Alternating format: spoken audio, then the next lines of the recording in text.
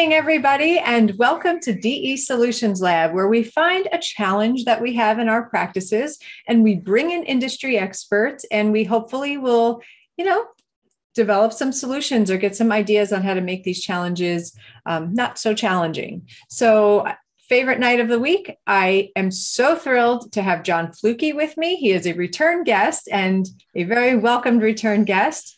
And tonight we're going to chat about same-day dentistry in today's modern practice. It is anything but run-of-the-mill. So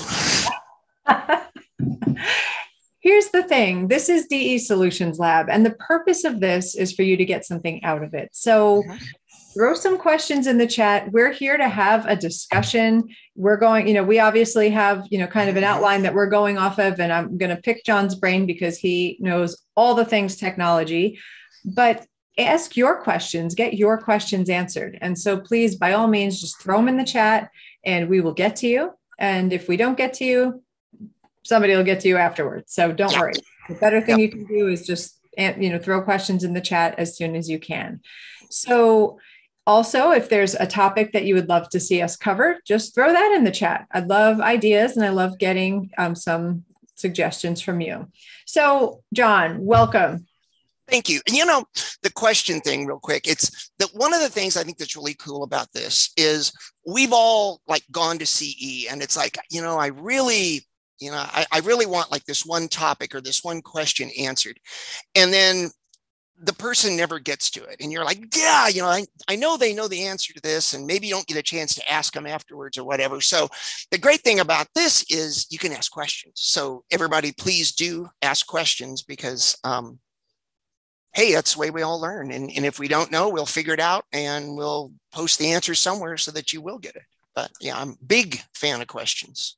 Me too. And I think also we're all special snowflakes and we all have specific questions about our specific practice. And now is a great time to get it answered. So let's start the discussion this way. I mean, John, you are the technology editor for DPR. You're the Technology Evangelist. You are all things technology.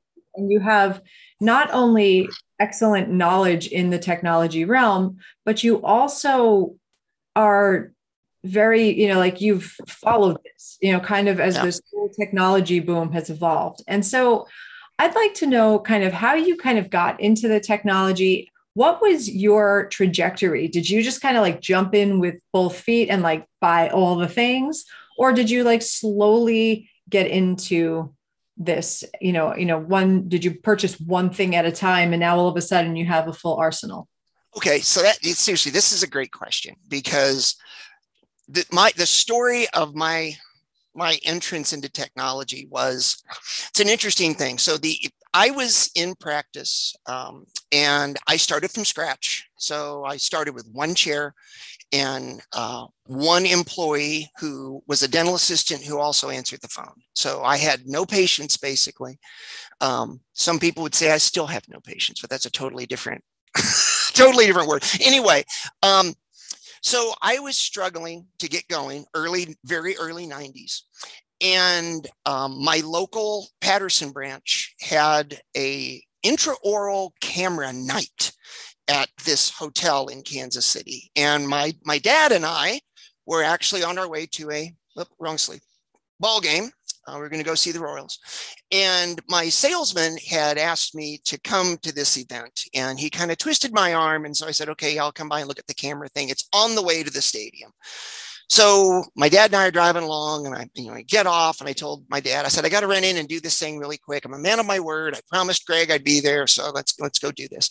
So we go in and we, they have two or three different intraoral camera systems sitting around. And one of them was, for the old school people, the Reveal intraoral camera, which was this big box that connected to a thermal printer. It did not connect to a computer or anything else. And so I went in and, the Reveal, it's only $15,500. And I was like, yep.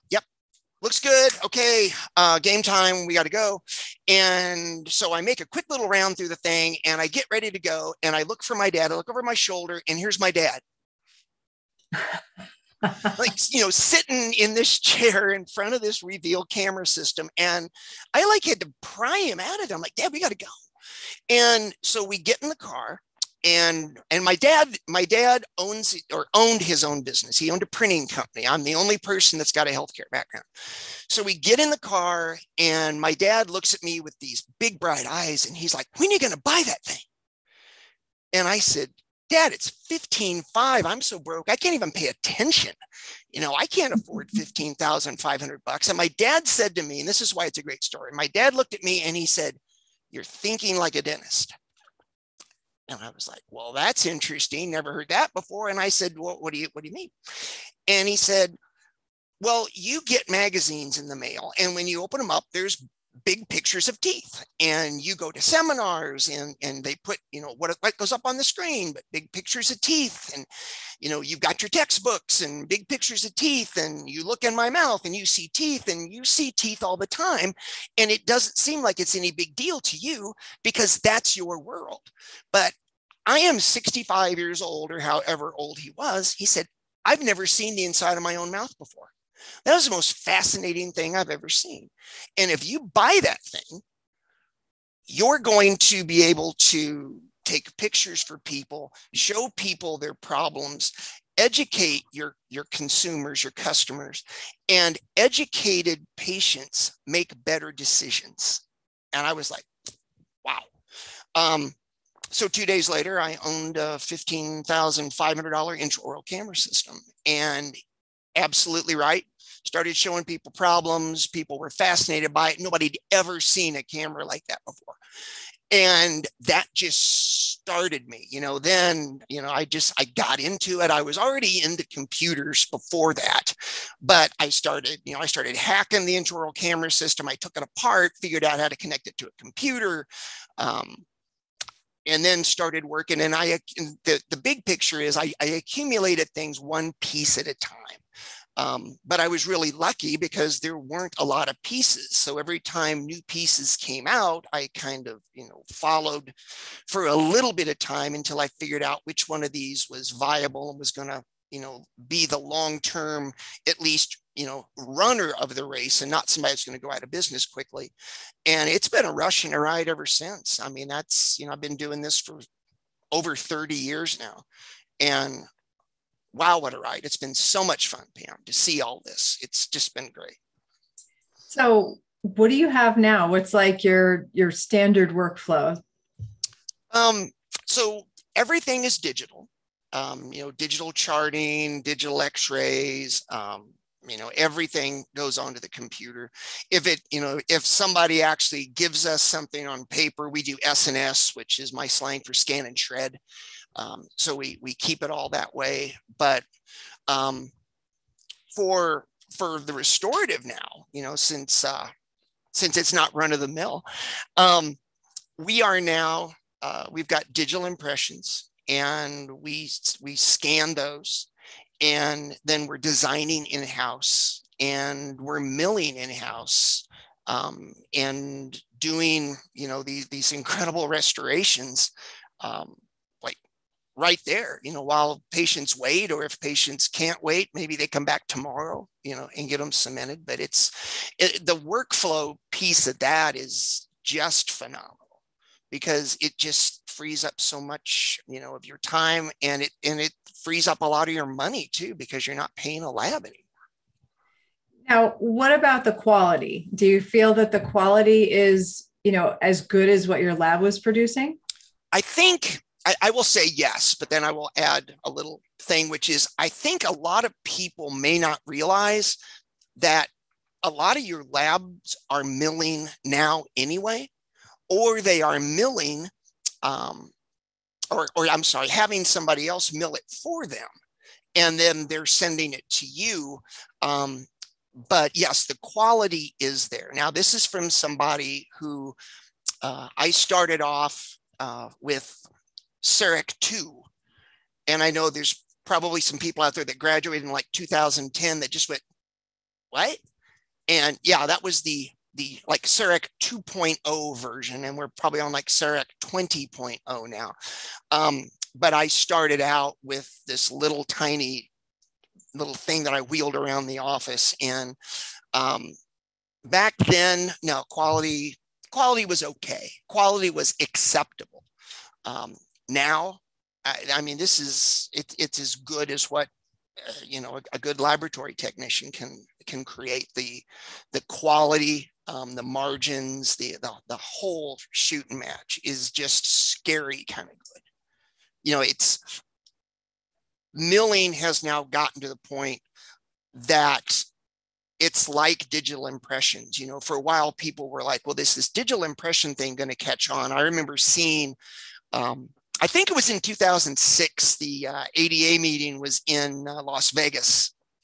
And there were 2 or 3 companies, one of them was Itero, that were showing these digital impression systems, and they were bulky, and you had to take individual pictures, and people were wondering, is this really going to catch on? Well, now, if you have a system like that, what I'm talking about. You're like, this is better than impressions. I mean, the quality of the work I get back is better. The contacts are spot on, the margins are spot on, the occlusion is spot on. And nobody questions, is this digital impression thing really going to catch on? Because people asked me that, in 2008, probably. They were like, is this really going to be a thing, do you think? And now the mill is like that. The mill is turning out things that are just as good, if not better, than human hands can create. Now, well, let's ask you this. So there's a lot of general dentists. I'm a prosthodontist, so this statement doesn't really apply to me, but I know a lot of my friends go through dental school and they can't wait for the moment where they don't have to do any lab work. Right. And so what does this look like for, say, somebody who's not really that excited about doing any type of behind the scenes work?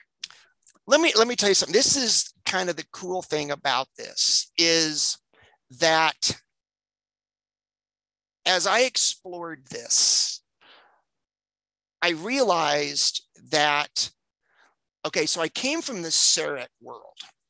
And in that world, as most people know, that's a turnkey system, where everything is kind of set up to work together. And so you've got your design software, and you've got, your acquisition unit or your digital impression unit, your mill. And what we can do now with things like this Roland mill is you can pick out the software that you want to design with. So you're not locked into just using one particular piece of software.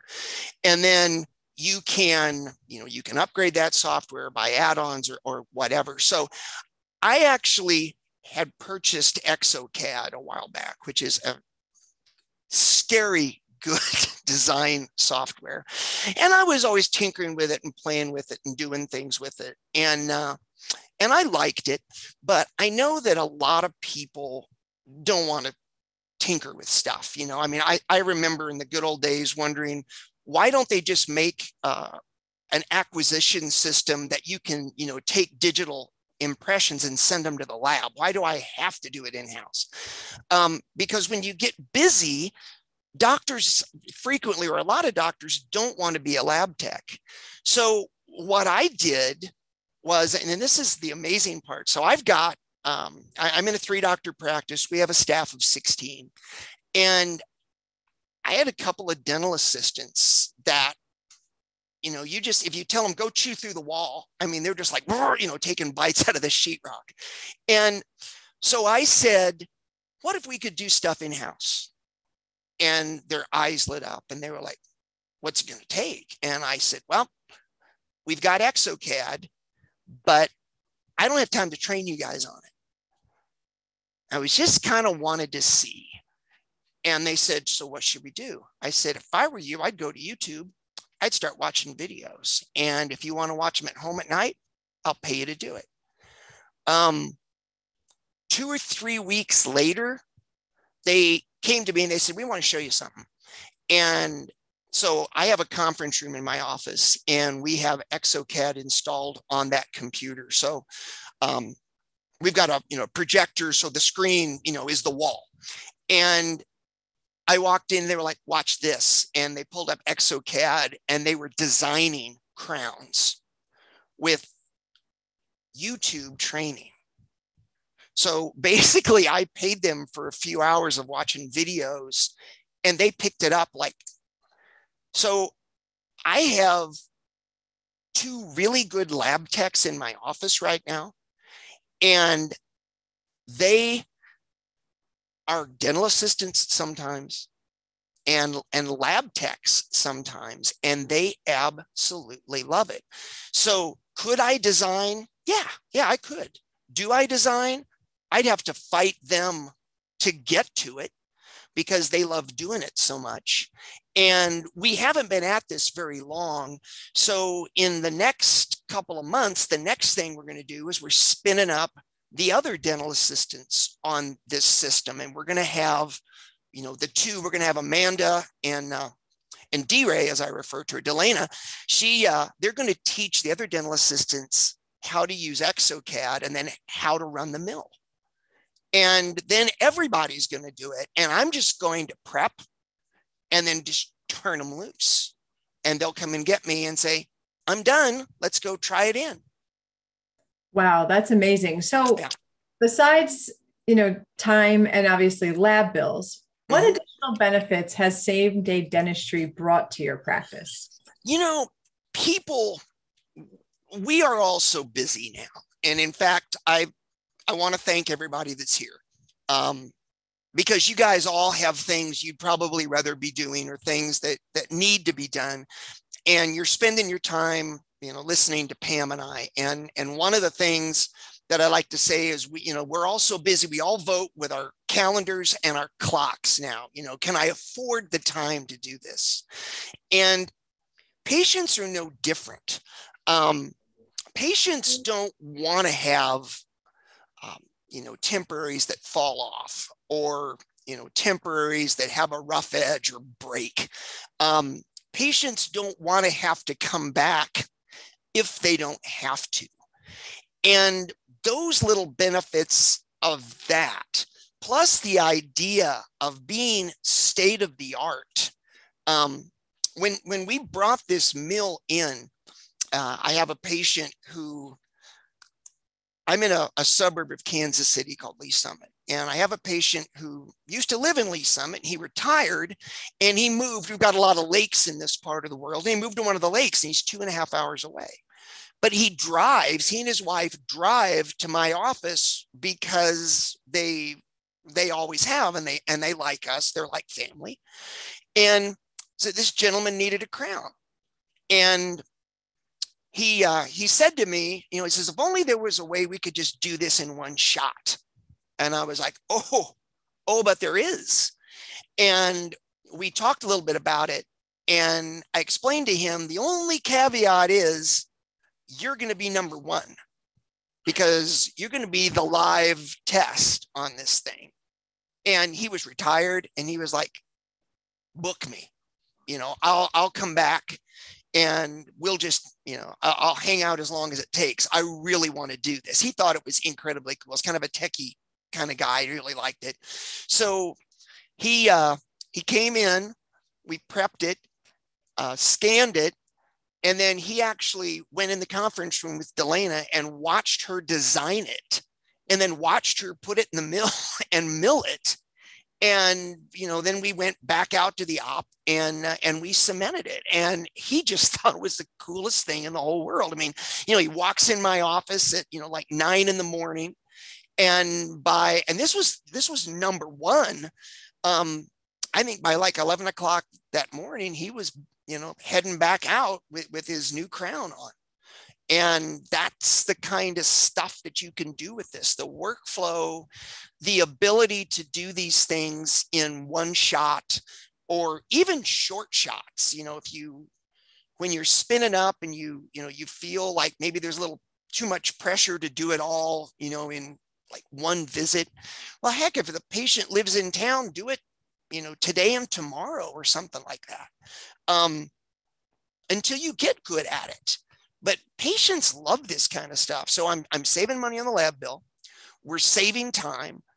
The staff absolutely loves this stuff. I mean, they are just drinking from the fire hose on this. And the workflow is faster and better. I mean, I prep, the assistants scan, I check the scans and make sure they're adequate. I say those look good. They download those scans from the cloud, design right then, mill right then, and right in the mouth. So break it down for me. What equipment do you have? Who's your scanner? Who's your mill? Like, right. Tell me all the. Sure. So we have 2 iTero units.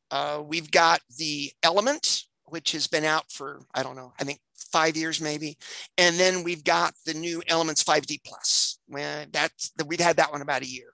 So both of those work just fine with this whole process. So we scan with one of those units. And as soon as you're done scanning, these machines send those scans into the cloud. And so you basically put the wand, down back on the iTero. They get up, they go into the conference room, they log in to the iTero cloud, download the case, which, broadband, it takes seconds. And then they open exocad, design the case in exocad, and then the case comes out of exocad and goes straight into the Roland mill and is fabricated. So it doesn't take a lot to do this. I mean, you've got 3 basic big pieces. You've got your digital scanner, you've got your design software, and then you've got your mill. So I know that we've got a lot of options for scanners. We've got a lot of options for mills. Mm-hmm.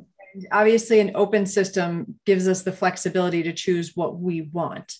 What made you choose the Roland mill, and there's a bunch of them out there. Which one do you have? Oh gosh. It's the, give me just a second. It's the DWX42W. I always want to say DXW. I don't know why, but it's the DWX42W.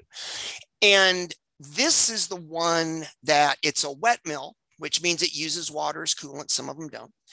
And Roland, this is what's really interesting. When I started to do some research in this category, if you like music or if you're a musician, you may be familiar with the name Roland because Roland makes keyboards. And I didn't realize at the time that Roland is actually this huge company that makes all kinds of things. I just knew they made keyboards. So when I started to do my research I really wanted to get into this. I really wanted to start doing this milling in my office. And it's just the next step, the next piece of the technology puzzle for me. And I love this kind of stuff. So I started looking at different mills. And what I found out was that in the lab world, Roland is a huge player. Tons of Roland mills are in dental labs. And that's why earlier I said the thing about, a lot of dentists may be getting crowns and bridges back that have been milled and they don't even realize it. And that's because milling has become such a big part of the lab world. So Roland is a huge company in the lab space. And I knew that if they're big in the lab space, that means they've got to keep the laboratory technicians happy. And those laboratories and laboratory technicians, they have to keep the doctors happy. And so you've got all of these, very, type A, really focused people that are all benefiting from this technology. And I was like, that is the company. They came out with a mill for dentists and it hasn't been on the market a terribly long time. And I was like, this is terrific because these guys have been doing this for a long time in the lab space and they're just bringing one into the dental offices. And I was like, huge company, a lot of backing. They're not going to go out of business. And they've been doing this a long time. So it's not like, hey, we're going to try and do this mill thing and see how it works out. These people make mills and those mills crank all the time in the lab space. So I knew that that was the really good choice for me. So in addition to the mill, you have to get an oven, right? Because you have to kind of sinter it, and you're, I'm assuming you're milling lithium disilicate, zirconia, composite. What are you milling? I am milling pretty much everything, but you don't have to have an oven if you don't want to. I mean, you can, and that's kind of the nice thing about this is if you want to do lithium disilicate, they're actually, I haven't seen it yet, but I have heard that they're actually, that exists, I don't even know if it's available yet, but that it does exist, a lithium disilicate that is actually tooth colored without firing. Now that's pretty cool. But there are plenty of options out there. If you want to get into this and you think, okay, I'd like to do this, but I don't think I want to go so far as to get an oven and stain and glaze and all that, you've got options out there that will allow you to create these things and then polish them with porcelain polishers. And in fact, I'll tell you one of the things I learned from somebody is that some labs actually don't really stain and glaze that much anymore. Some labs do a lot of polish with these high-end polishing systems. And so that's how we started, was doing that. We would use these blocks that are, already white. Straumann makes some nice ones called nice. Nice ones. I didn't mean to say that, but the blocks are actually called nice, and they're made by Straumann. And those have worked really well. And we've used some lithium disilicates. One of the ones I really like too is Voco has a block called Grandio, and they're very popular in Europe, but a lot of people in America don't know about them. And those things are incredibly aesthetic, and they polish just like nobody's business. So you can certainly get a porcelain oven, and you can fire them, and you can stain them, and you can glaze them if you want to.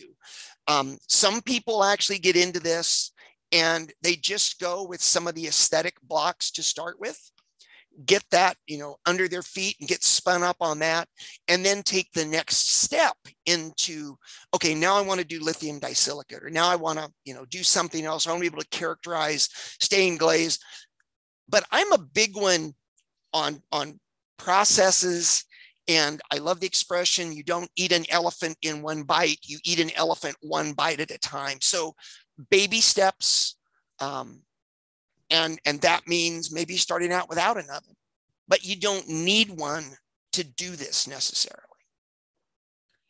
So okay, I have a scanner. I'm not quite milling yet in my practice. Sure. And I know people, when I got my scanner, people were like, oh, you're going to love it. You could take the crown and throw it across the room, and it's going to land on your prep, and you'll never need to adjust. And to be completely honest, that's just not true.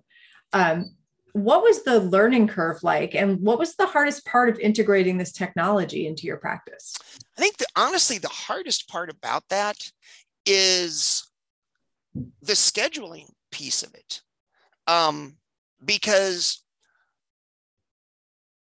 what what a lot of people think you have to do is that you block a chair and you say, okay, I can cut a crown, in X amount of time, and then I've got to factor in then the design time, the mill time, and all that sort of thing. And that to me was, I don't know, it just didn't seem quite the way to do it. We're all so connected now that, during the height of COVID, people were sitting in their cars and then texting, people were texting their patients, okay, it's okay to come in now. And people were doing that. So I think the easiest thing to do on this is, if you want to have people stay in the office, you certainly can, but a lot of doctors have, told me over the years that that's just downtime, that, everything in the office is still going, and we're paying for things, but, the chair's not productive. So, turn that room around while you're doing the design in the mill. do something else in there if you want to. Even, the patient can go, if you're, in a metropolitan area, patient can go, they can go to Best Buy or they can go to Target while this is all going on. Send them the text message, we're done. Have them come back in. If you've got an available chair, drop them in that. These go to place as easily as lab fabricated crowns do. Fit is phenomenal. The occlusion has been really good. I can't tell a difference right now between lab fabricated and milled as far as the amount of time or the effort it takes for us to actually put these in. Wow. But I won't say too, Pam, like what you said was the whole thing of you can flip it from across the room, and it'll make a few spins and land on the tooth. They're not all like that. Sometimes you got to fight it a little bit, but nothing in this world is 100%. That's kind of the thing that people have to remember, is that Murphy always gets a vote, and, things are going to go sideways. That happens sometimes, but, they go sideways with everything we do, So what exactly are you milling at this point? Are you milling just crowns? You doing more onlays now because you don't have to worry about provisionals? Are you doing, veneers? Are you still using a lab? How does this work into your, how did you transition and how far have you taken it? Sure. We're doing single units right now. And that's because what I wanted to do was baby steps. We're doing mostly crowns right now because most of the things that we had on the schedule were already treatment planned that way. We are going to, later on in probably the summer, early fall, we're going to try and transition more to doing more onlays. But we're doing single units.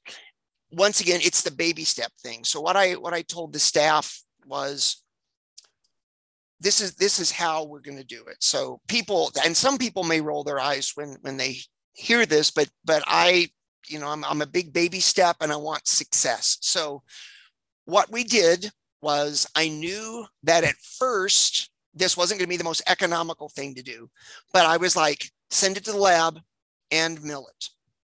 And then let's compare these things side by side.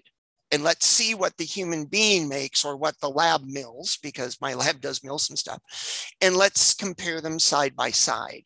And so when people came in, we were putting both of them on. We were asking patient opinions, how does it feel when you bite? We were checking contacts, and how does it feel to your tongue? Does it feel, rough? And we weren't telling the patients, this is one we made. We were just like, we've got 2 crowns for you, and we just want to know which one feels better to you. And the feedback was really phenomenal. People couldn't tell the difference. They like, I don't know. They were both smooth. The bite feels good on both of them. And so my idea on that was, one of the problems that we have as human beings with the way we operate is, when things go bad, we immediately search for what brings us comfort. And in dentistry, that means, and I'll just use an intraoral scanner as an example.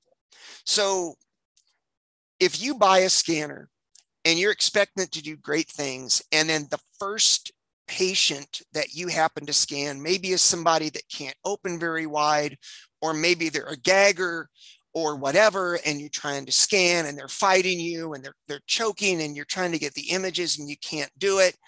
And you're struggling, and the patient is struggling, and the patient can tell you're struggling, you're going to go, you know what?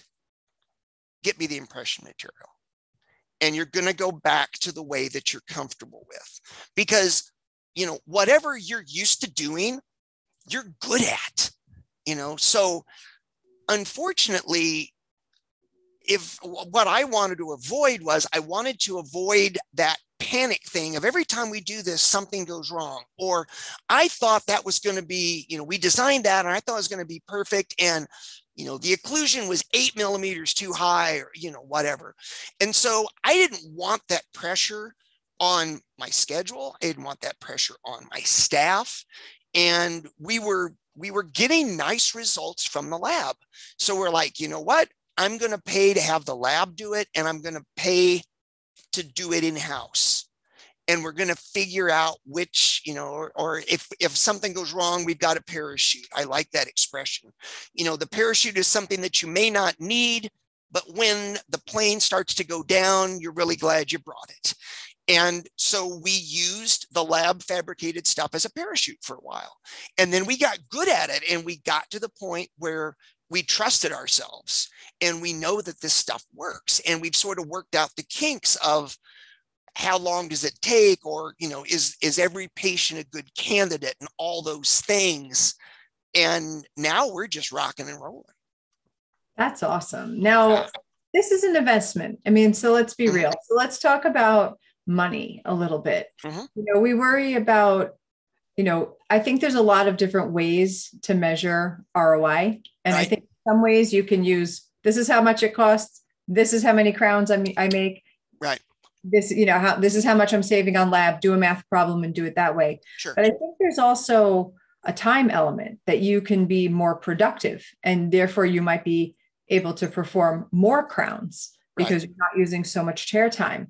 What would you say is a good rule of thumb as far as an ROI for this type of equipment? The blocks are about $30, more or less. And if you look at the time that, number one, if you think the price of gas is crazy, and it is, figure out what a gallon of PMMA temporary material costs, because that'll bake your noodle. We spend a boatload of money on temporaries in the world of dentistry. That stuff is expensive. And when you factor in, do you have to do them again? Does the assistant make one and there's a big bubble in it, or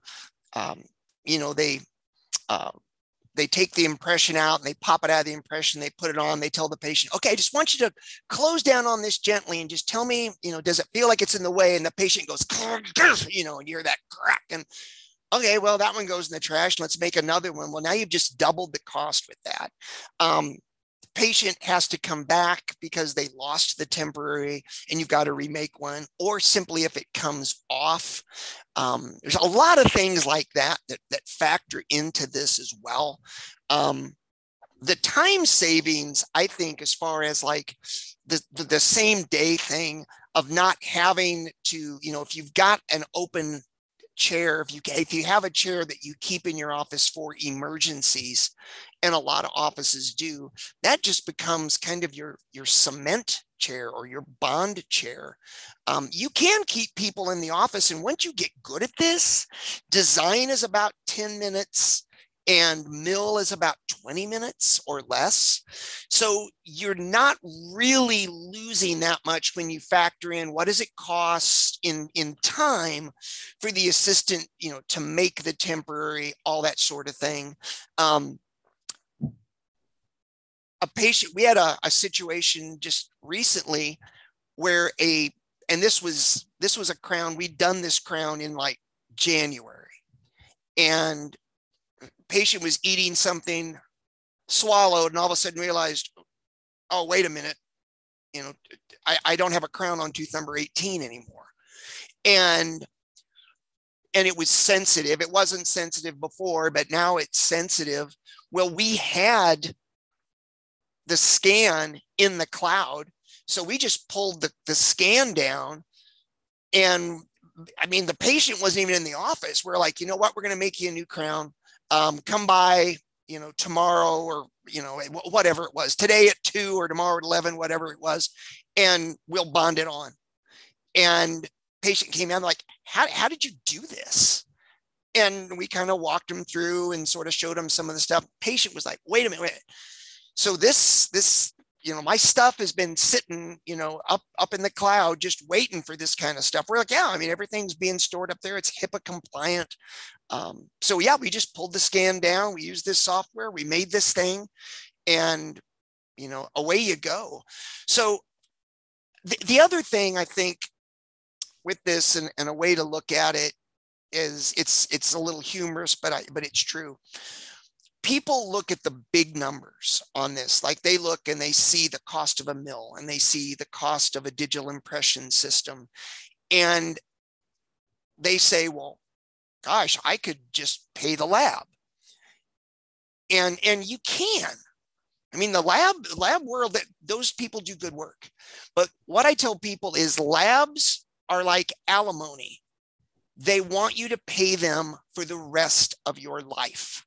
You know, with a mill, you have the big upfront cost, and then your costs after that go down because now you've got this static unit that you've paid for, and it's just cranking out stuff, and your costs are minimal.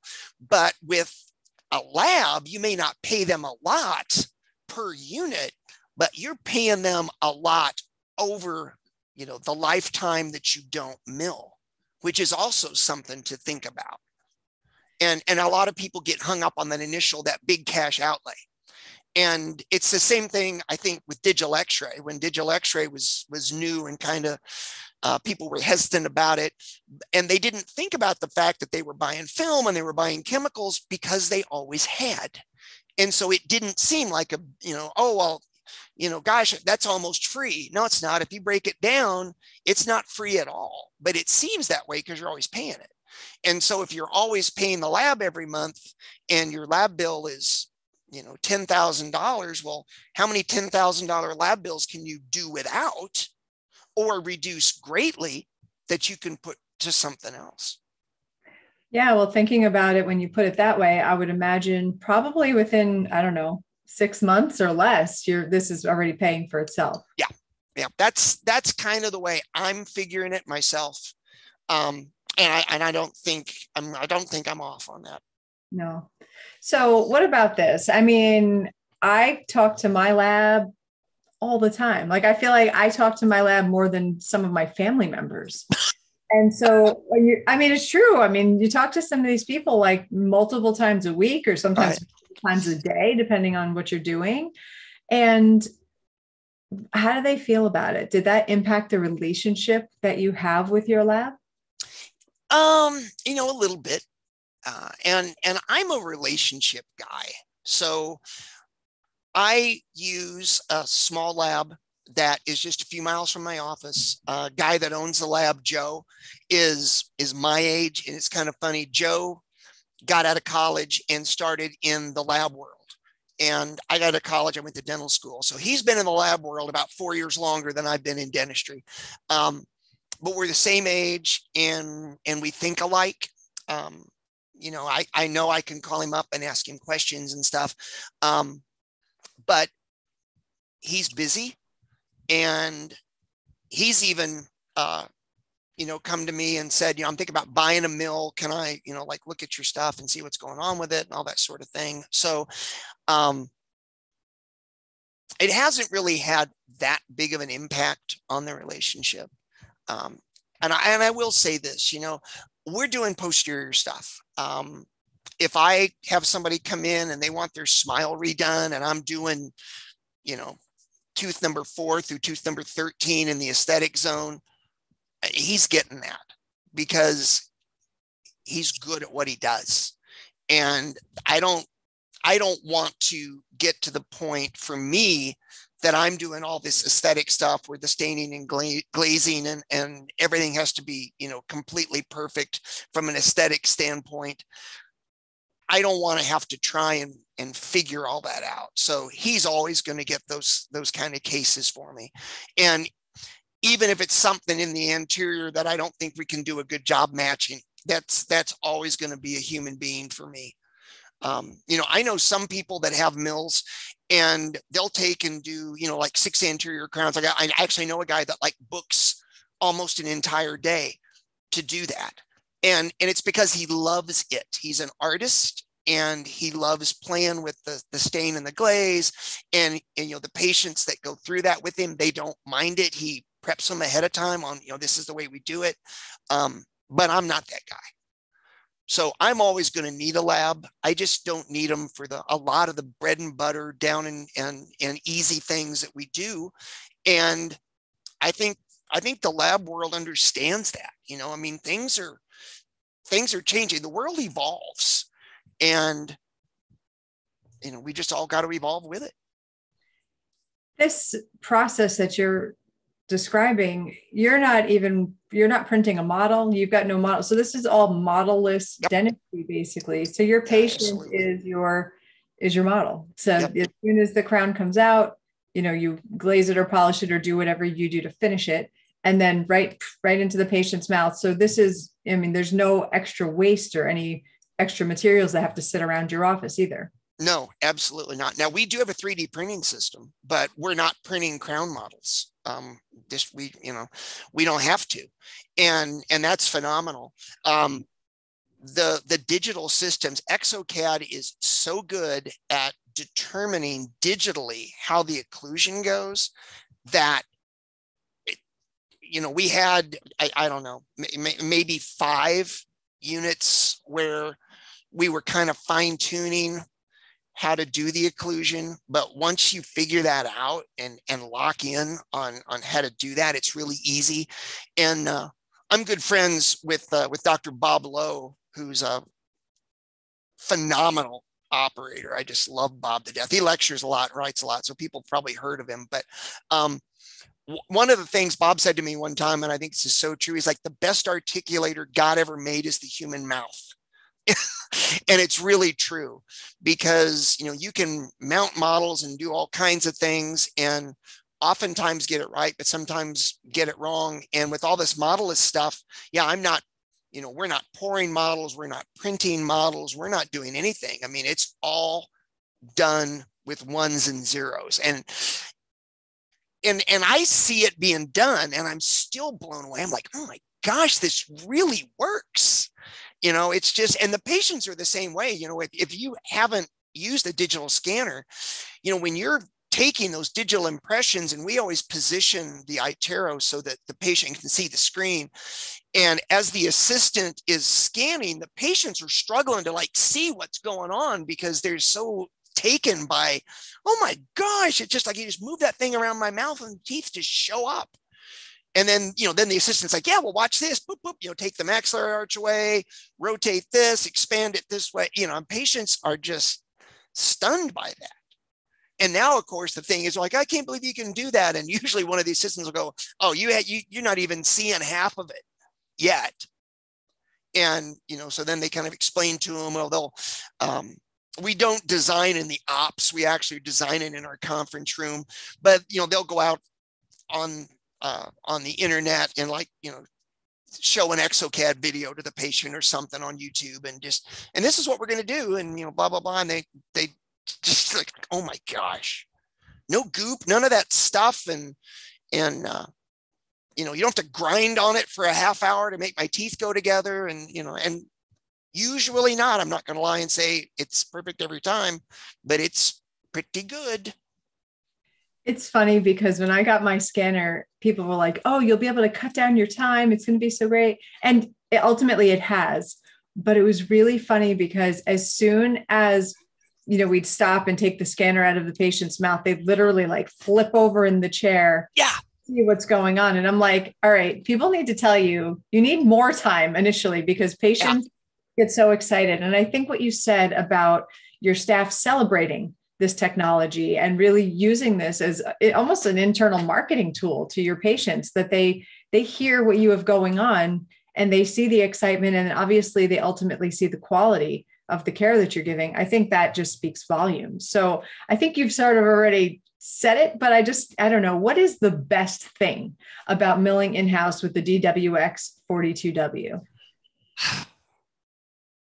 I think for me, it's the excitement. The other day at lunch, I heard some hubbub in the conference room, and a lot of the staff, we've got a little kitchen area, but sometimes they'll move into the conference room if there's enough staff that are, eating in-house that day. And I kind of heard some laughing and carrying on. I didn't think too much about it. And I went in, and what was going on was that Delana and Amanda were they were bringing cases up on the screen. And one of the cool things about having the conference room is, the ExoCAD system is up on the wall, and it's huge, so everybody can see it. And they had a phone, and it was like, like, no, or something like that. I looked over, and it was like, somebody's like, hits the phone up. 8 minutes, 51 seconds. It's your turn. And so they were competing on how fast could they design these things. And they were just doing that, to mess around with each other, and because they were learning and working together, but they were also trying to see, like, how quickly can we do this? And that kind of excitement, that they bring that into the operatory every day. And, when your staff is excited about something, then the patients get excited about something. It's not like, oh, here you go, get out the 9-foot needle and, do all the, and have you ever seen Little Shop of Horrors, and, all that stuff that we love to hear. They're, the patients are now focused on the fun stuff, the amazing stuff. The fact that, I tell patients all the time, I'm like, you know what? I watched these scans being done every day. And then I watch them, bring these up on the screen and design these things. And I'm blown away every time by watching this stuff go from all these little cartoonish pictures on a screen to actually coming into a patient and going, here, and dropping something in. And they're like, this is the craziest thing I've ever seen. You just made this out of nothing. And it's like, yeah, we made it out of ones and zeros. It's the coolest thing ever. Wow. Well, I want to go back to the actual mill purchase. Yes. So there's so many out there. You mentioned the longevity that Roland has in just the music industry, the lab industry. So you kind of trusted the brand. Yes. Was it something where you were able to go to, say, a dental show and you got to like play with it in your hands? Like, how did you like legit make that choice? And then how were you trained? Okay. So I saw the Roland Mill at SmileCon. So we were in Vegas, you and I, and hung out a little bit. But anyway, I went by and I talked to the Roland people at SmileCon, and I had a short list of companies that I wanted to check out. Roland was on that list, and they had some samples there of things they'd milled. I looked at the device, and I thought, you know what? Yeah, I think this might be the one. So I talked to some others. I came back to Roland, based a lot, like you said, on the brand trust. And the training is so cool. So what happened was, they contacted me and they said, okay, on Monday, this truck is going to show up. This big delivery truck is going to show up at your office, and I'm in a freestanding building, and they said that we've arranged for the driver is going to actually bring this thing into your building and put it where you want it, which was awesome. And so literally this truck pulls up, this big box comes off the back, they put it on a pallet jack, they haul it into the conference room, which is where we keep the mill, and they put it down. And then the other thing Roland told me was, just leave it. Don't touch the box, just leave it to us. And about a week later, we had training set up, and the trainer showed up. He said, it's going to take me, I think it was a couple of hours. I've got to do, so unboxed it. Where do you want to put it? We want to put it right there. Okay. Did that. About, like I said, maybe 2 hours later, it was like, okay, let me show you how to use this thing. And we spent about a full work day. And that was, the rest of that Monday and then part of Tuesday, learning the care and feeding and how it works, and how to, take the ExoCAD files and turn them into crowns. And they left, the trainer left on, I think it was Tuesday, just a little bit after lunch. And Amanda and Delana were just cranking cases out just to practice. And by the end of that week, because whenever they had free time, they were working at lunch on this. And by the end of that week, they were like, we're good to go, bring on the patients. And they were. And it was, when the trainer left, I was just like, these girls are ready. I mean, they have got it. They know everything about it. And it was just like game on. So the training was phenomenal. I was so impressed. I sat in on it. And I was just blown away by how good a job they did. If you had to buy it again, would you buy the same one? Yeah. Based on what I know now, absolutely. Sure would. I love when I make the right choice the first time. Yes. Yeah. And that's why you shop around, you look, you do your homework. My grandpa was quite the philosopher. He told me one time, he said, son, you buy the best, you only cry once.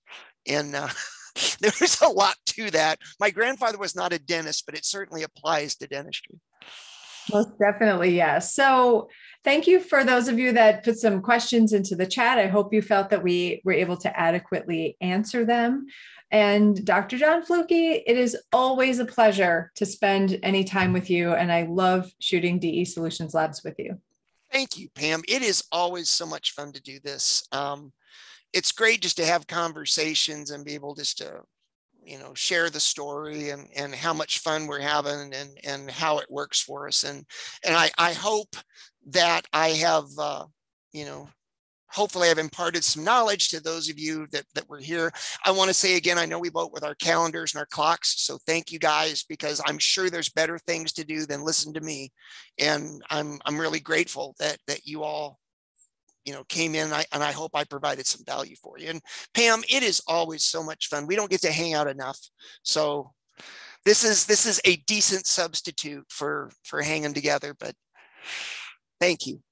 No, well, thank you. And on behalf of our audience, thank you so much for your time. Not going to lie, I think we missed ZCAT a little bit, but he's been beating on the door. So tell him we missed him. So I will tell him.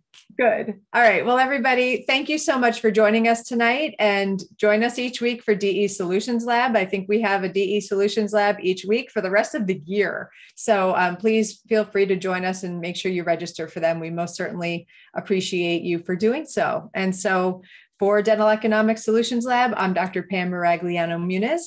Thank you very much and good night. And thank you again, John. Thank you, Pam. It's always fun. It's always fun. Thanks. Good night, everybody. Good night.